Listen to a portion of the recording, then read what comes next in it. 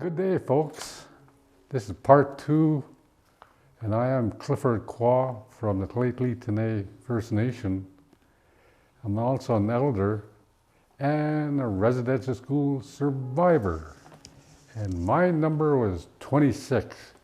Say there's 90 boys, 90 girls, 180 students. How could you remember all their names? So they gave us numbers. But still, to me, it was dehumanizing. Instead of calling my name Clifford, they called me number 26. And everything we did in the school is all numbers. From 1 to 80, we'll pick out a number and give you the name of that person. For instance, number 37, that would be Thomas Pierre. Number 72 would be David Isaac. Number 45 would be my brother Peter Quaw. Number 22 would be Dominic Frederick. And it's funny how I can remember all that. And yet, as I went going through school, I blanked most of my experiences, blanked it out. I had done a presentation to the Prince George Cougars hockey team about my experiences while attending Lejac Residential School. Did my presentation, I showed them the pictures of Lejac. So I told them about our days in playing hockey in a residential school. Yeah, October 1st. It was a press conference. And Kevin Brown reminded us that September 30th was a Truth and Reconciliation Day. And about unmarked graves found at Kamloops, 215, right? And it said to honor them, these unmarked graves, PG Cougars and Lheidli T'enneh formed a partnership. And they were going to issue orange ribbons. All these orange ribbons will be on the helmets of the hockey players. Plus, there's going to be an orange ribbon in the hockey rink. As soon as you walk in, you will notice it. And this is to honor these residential school students who didn't make it home. Kevin said we're going to present these jerseys to Chief Logan, Mayor Lynn Hall, and they reach underneath and pull out a jersey. The numbers on the jerseys were 215. That's the amount of unmarked graves they had found at Kamloops.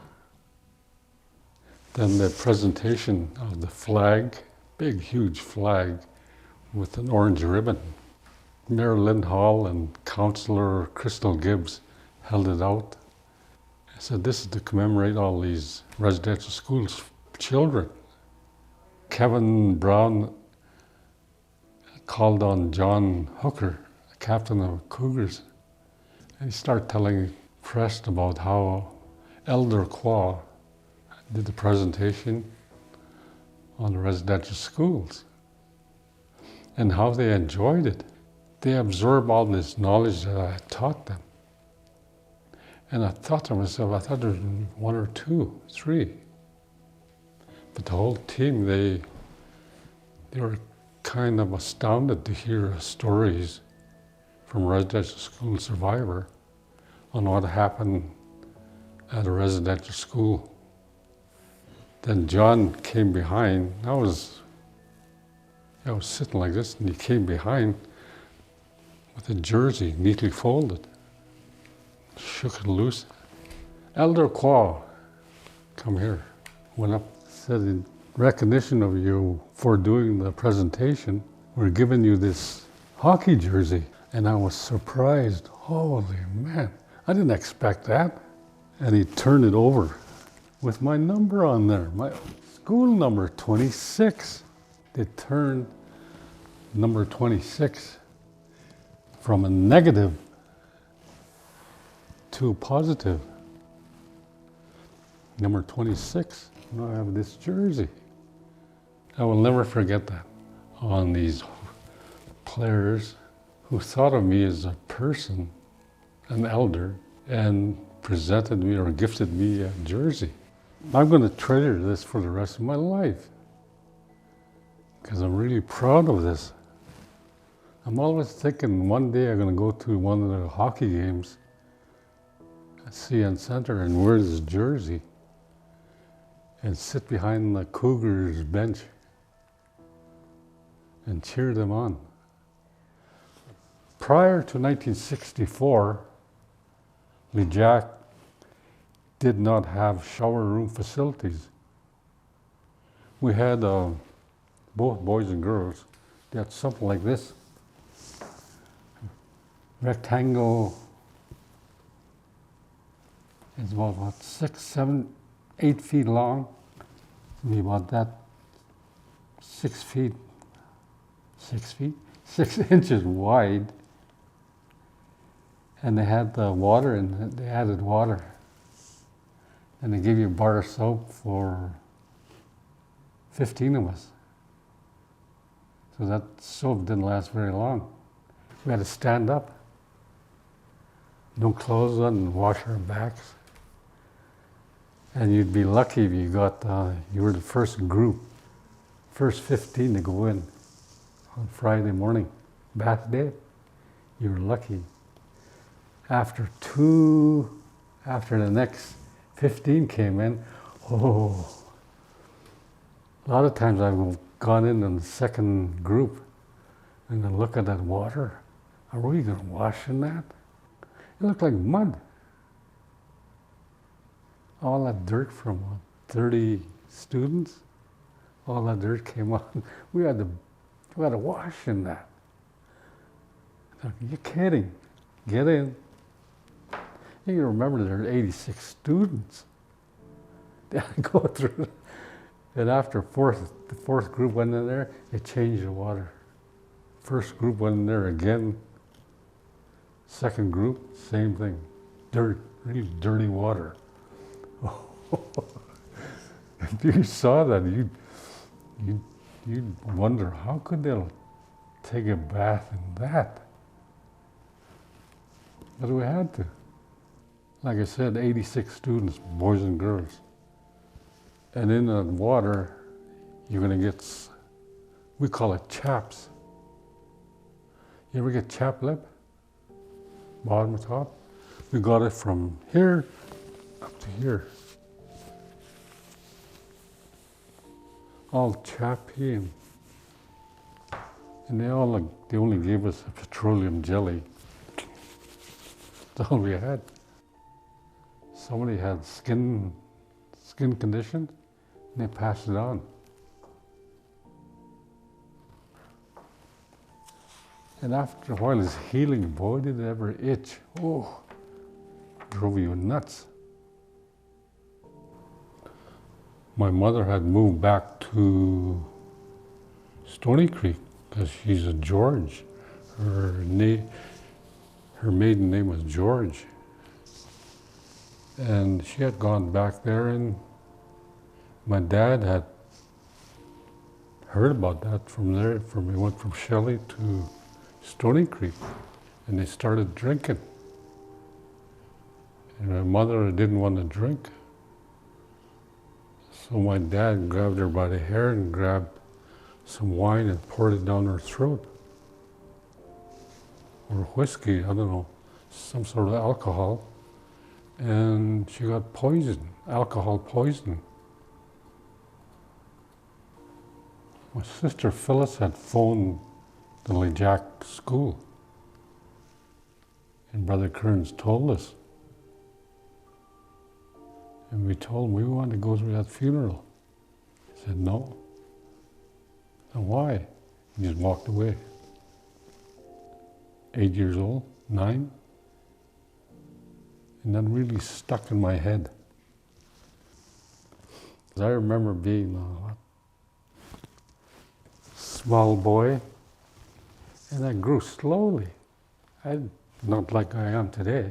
It grew slowly, slowly developing because of the poor nutrition in Lejac. And after I left Lejac, I was still small, skinny. Couldn't fight myself out of my way out of a wet paper bag. About 2 times a week. 2 boiled eggs, potato, slice of bread. And for dessert, it was always prunes, prunes, prunes. We used to laugh at each other. You're full of prunes. There's a boys' hall, right? And there's a doorway, and there's a hallway going that way. And over here was priest brothers and lay persons, their dining room. And they always left the door open. Especially during, we call it supper. We go by there and look, holy, look at what they're eating. And lunch, same thing. Look at that. A lot of times you're tempted to rush in, grab something. And they ate the best. We had garbage. I was out, Lejac, you're out first there, you're always lonesome. 2, you're always hungry. Always hungry. And when I left in 1964, I was always hungry, but then I had my choice of foods. I'd go downtown, go to a restaurant, Chinese restaurant, and gorge myself. And I kept doing that for about 20 years. Anything on my plate, I cleaned out. Even licked the plate sometimes. No, I didn't. It's just, and my brother, younger brother, he always called me garbage guts. And I told him, you know why? He said, no. I told him, Peter, remember when we were in Lejac? What kind of food did we get? He said, garbage. And what kind of food we're eating now? Then he understood. As boys, we always go for long walks. Some of them 12 kilometers. But this time, Saturday morning, we went up the road, went to Highway 16, turned left, walked about a mile down, and there's a road, old road that goes to Highway 16, you turn off, and there's an old road that goes to the CNR tracks. So we turned off there, and we're just walking. All of a sudden here, everybody looked, rabbits. I don't know why, I don't know where they got that. When you heard that, somebody whistling, you know they spotted a rabbit. I don't know why, who started that, but everybody looked, rabbits, where? Went about half a mile down and you heard that whistling sound again. Then we looked, there's rabbits everywhere. Throw a rocket and 4 of them, boom, they run. So we set snares for them. And we chased them rabbits to about 4 boys and farther away. 4 of us chased all the rabbits to them. They had big sticks. Wait till they come by, whack, whack. Hit them on the head, kill them. Within 2 hours, we had about 300 rabbits. They're all about that big. And the bigger boys, they grabbed all the rabbits, went back Highway 16, went back Lejac, brought it to the kitchen. They just dump it on the table here. And after we got tired of killing rabbits, tell you, and we just walked away. But each and every one of them boys, including me, we're thinking about, wait till supper tonight. Rabbit stew. We couldn't wait. Our mouths just started drooling. Oh boy, I can't wait. Hurry up, supper, hurry up, supper. Sure, and we got back and washed up, 5:30, said our prayers before a meal. Then we dug in big bowls. Oh, carrots, potatoes, and rabbit meat. Holy man, it looked good. We just dug right in, big bowls. It was so quiet and all I heard was slurping. It tasted so good, you know. We finished our bowl and Brother Callan came with a trolley, another big bowl, big pot. You boys want seconds? Yes! Well, bowls went up. We had seconds. That was really unusual for Lejac, tell you the truth. Then we finished all that. By then we had little pooches, ate so much of the rabbit stew. And boy, was it good. And we're all satisfied and got back to the boys' hall and went outside to play for 1 or 2 hours. And went back, came back in, and then we had to go to benediction, Sunday night mass, or whatever night it was mass. From there, I went back to bed. And we're all relaxed, and our stomachs were full. Got into bed and flaked right out. All the boys and girls flaked right out because their stomachs were full. And the next morning, I woke up and, oh boy, my stomach started just churning. What did I eat last night? Oh, rabbit stew. What's the matter with that stew? I thought to myself, water. Big glass of water. Drank the whole thing. Another glass. When we got downstairs, we looked around, there's only, about 20 of us? Out of 86 boys. 20 of us came down. I said, what happened to other boys? And Brother Callan said they got stomach problems. And the girls' side, same thing. Only about 20 or 25 of them girls came down. All the rest they had stomach problems. Later on, we really realized what had happened. It was food poisoning. How we got that is the kitchen staff. They had 4 girls and a nun working in the kitchen, and they were skinning the rabbits, which is quite easy. But when you have big piles, like 200 or so rabbits, they got tired after 50. So they just skinned them, took his legs off, head, dumped the rest in the pot. Big pot. They didn't, take the guts out. Didn't gut them, all the rabbits. That's how they cooked it. Tasted good going down, but boy, oh boy, we were, especially the younger boys, they were, what do you call didn't have a meal. That's where we had seconds.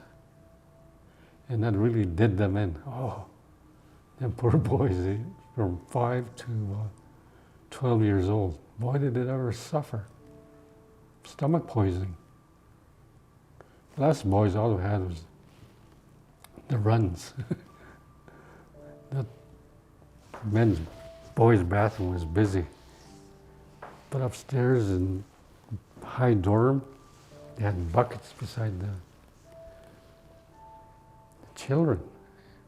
And they'd puke till they're dry heaves, drink water, just try to get rid of all that poison from the rabbits. So the bigger boys went over there and they told the other boys, drink lots of water, lots of it. So we're bringing water to them in buckets. And have to drink all that water because that was, dehydrating their body. And they're drinking by the gallon. Wait till it comes down, settle down, and all of a sudden, what a smell. Whew. But then later on, the sister that was in the kitchen had them 4 girls. 4 of them they were all First Nations. But they told us how they cooked that rabbit. And then we didn't think we were going to get poisoned. I said, no, we followed her orders from her sister. She told us what to do. We did it. And I told her, what happened? Did you see what happened next day? She said, yeah. I said, there were 20 boys and 25 girls. All the rest had stomach problems. We were poisoned. Hockey teams, they didn't ask you, would you like to be in a hockey team? No, they just picked 3, 6, 9, 15 hockey players. You're going to play hockey. What? Me? Yep. Got on the ice, started to play hockey. Then I'm right-handed. And Brother Callanan told me, you're going to play left-handed. But go play left-handed now. And I'm right-handed. And to this day, my mind is kind of mixed up with that. I'll be doing something right and I'll use my left, or I'll use my left and do my right. It's kind of confused. When I was playing left wing, every time I had to make a shot, I had to take my stick, turn it around this way, from this way to this way, and shoot. But by the time you switch over, the puck is gone. Passing, we had to learn on our own. No body checking. Speed skating, then they had targets on each side of the rink, big targets. You had to speed skate. While you're speed skating, you're shooting at them targets. Hockey player Roy Joseph, and that's where we learned how to slap shot. He'd be speed skating, and he'd wind up and whack. You'd hear, fuck. Hey, how do you do that? I say, watch me. He did it again. Okay, let's try it. Most of us fail because we're used to catching the puck and using our wrist and arm, rising shot. But a slap shot a lot faster. Whenever you went to Lejac in September, they issued you good clothes to go to class, work clothes to go to work. And each and every one of them you had your number on there, 26. And boots, they had them rubber boots. That was for winter. They had underwear, but it wasn't, wool or nothing, it was cotton. Regular winter, you had, 8, 10 feet of snow in the 60s, 70s. And then you had the temperatures go down to minus 30, and that was cold. And that cotton underwear didn't help. And then you had them club jackets, the black and white. It was cotton, nylon lining, snap buttons. That's what we got for winter coat. Our mitts, they were brown, elastic band. And inside the mitts, they had that cotton, whatever. And boy, it was cold. We're always like this. And we had earmuffs. Younger boys, they got them hats and toques.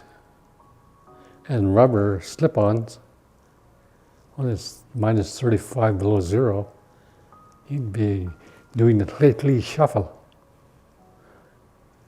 Jumping up and down to keep your feet warm. Or Lejac shuffle. I was doing this. And one thing that really,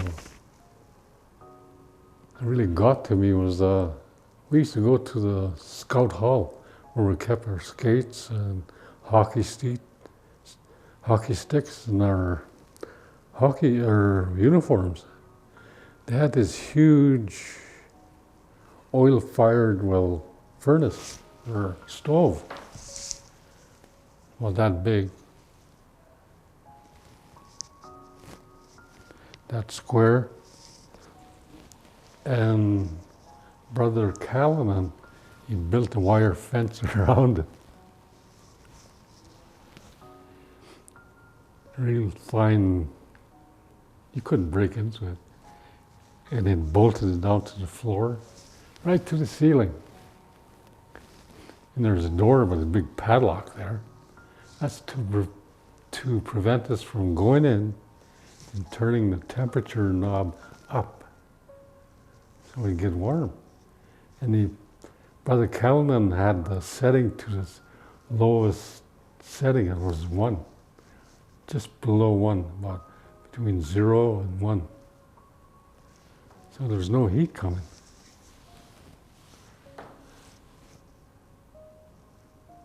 Then we had to go skating. They'd kick us out. Brother Kearns would come up and he'd call us, "Hey, you savages, you useless piece of whatever. Get out of there and go skating." 35 below. We had to. Or to get the strap. After he'd gone, we'd come back in. Do the Lejac shuffle again. Okay, in 1963, we were there's 18 of us lined up, waiting for the priest to come over, pick us up, go back to Lejac, right? We were so trained, well trained. We're just waiting. Never showed up. Monday afternoon, nothing. Then we thought, what's going on? But they didn't tell us until the next morning, Tuesday, and there's a bus. Said, "Your children are going to a different school." So we went to town, and the bus driver said, "There's your school you're going to, St. Mary's Catholic School." We all got out, registered, walked into the classrooms, and all white school. What are we doing here? And that's our first culture shock. Then we noticed another thing. All the boys and girls are almost sitting next to one another. We're not used to it. Lejac is segregation. Boys here, girls here. Classrooms, boys here, girls here. But to see that, we were in grade 6. I've seen all this, Jesus. Kind of shocking, to tell you the truth. But then we tried to settle down, but we felt uneasy. Because first of all, we had all this freedom.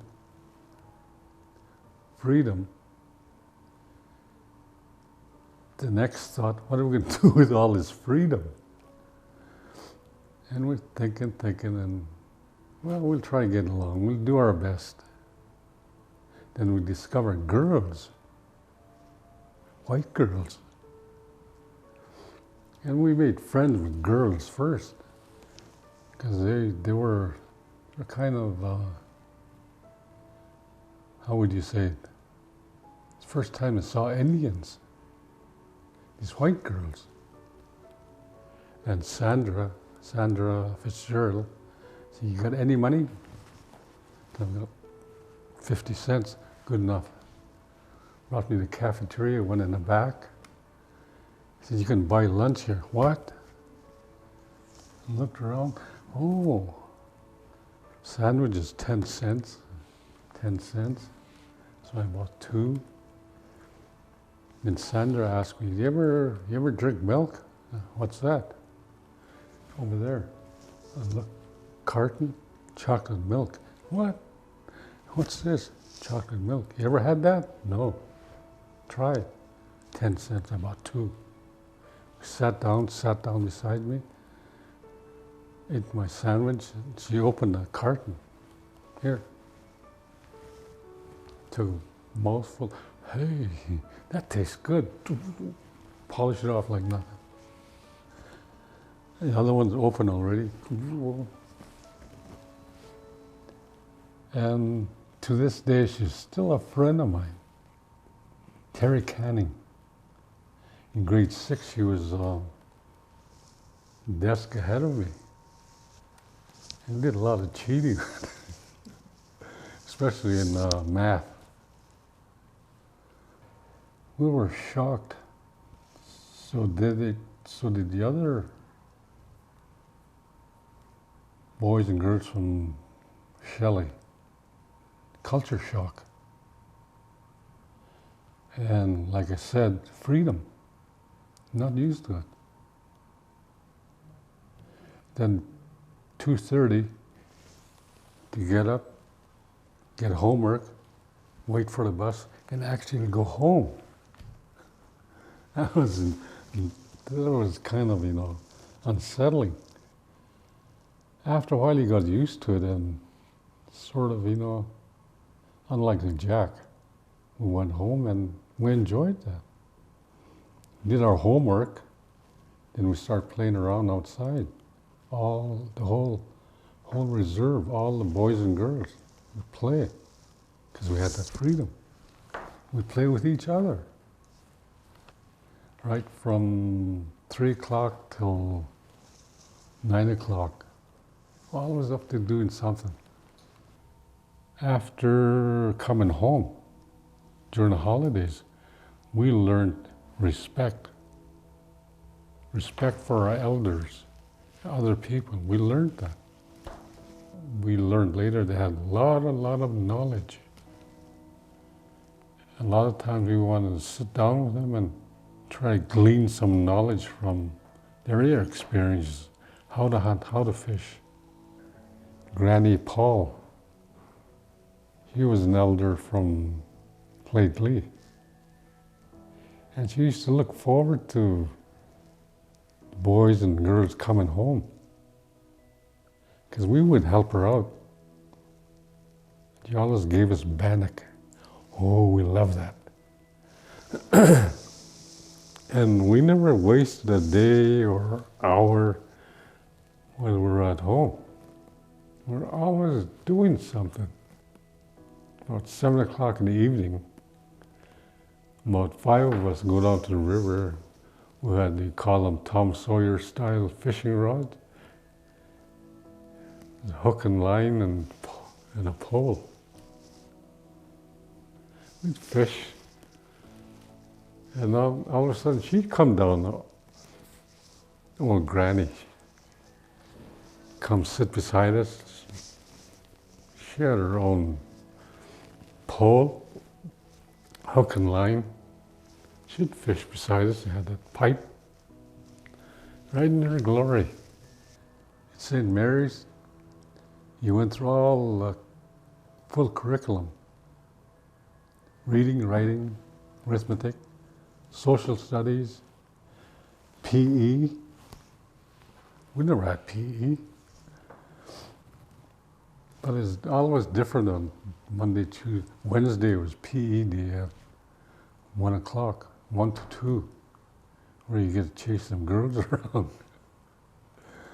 Sort of, playing. And 2:30 went back to class. 2:30 we got our homework, went back home. And it was going so good. Geez, I can remember them days. If we got tired of school, we'd go in the schoolyard. I, Jerry, and Robert. Jerry said, "Which bike shall we borrow?" I told Jerry, "You mean borrow?" He said, "We'll be back, we have to. Otherwise we'd be walking home." "Okay, we'll borrow." Look around, oh, there's a good one. Pull it out, he got one. 3 of us went downtown. And that's, freedom, that's what freedom to us was, to be able to borrow a bike, skip school and go downtown, come back at 10 after 2, put the bike same place, and go home. But them kids didn't seem to mind. And what was Wayne Friesen? I said, "Clifford, did you borrow my bike yesterday? Which one's yours?" "Oh, I don't know whether." I said, "Yeah? Sure you didn't break anything?" "No." I tell them we just tired of school because we're not used to this freedom. Then we went downtown and you look at where the bike said, "Nothing going on." "That's okay. Don't worry about it." That's what, that almost and yet, almost assimilated, and yet we're still 2 or 3 steps behind. That was the first woman chief in BC, Chief Mary Pius. She started that to assimilate First Nation students into white culture and go to an all-white school. It was going good for a while, for that year. After 4 or 5 months, we were having friends, boys and girls. And we're sort of, come together. And working really good. But everything ended in June. We were thought there was 63. We were thinking, oh, maybe we'll go back there again next 1964 school year. Didn't happen. We were sent back to Lejac. Oh, that was a downer. Oh, we were doing so good, We had, and another thing, we had actual teachers in that school, right? Whereas Lejac had brother or sister or priest teaching. All I preached or taught was religion. The nuns and priests, brothers, are very strict. You have to learn this, you have to learn that. And that went on from right till grade 8. I went far as grade 7. And that's when I was just going to buckle down and start learning. Because I can't remember grade 2, 3, 4, 5. Then I came out of that fog, and I was grade 7. I was I was going to start learning. Then I told myself, this is not a school. It never was. So I thought now, come summer holidays, I'm not coming back. But by then, we had 18, 19, 20 of us from Lheidli, boys and girls.